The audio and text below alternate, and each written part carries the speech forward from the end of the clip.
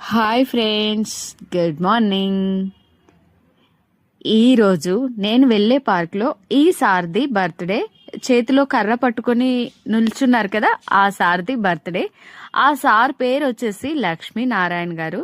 So పార్క్లో సభ్యులందరూ కలిసి సార్ బర్త్డే అనేసరికి అందరు కలిసి విష్ చేశారు. మార్నింగ్ టైం కాబట్టి కేక్ కట్ చేయలేం కదా, సో ఉన్న వాళ్ళందరము ఆ సార్కి విష్ చేసామన్నమాట. సార్కి 88 సంవత్సరాలు ఫ్రెండ్స్.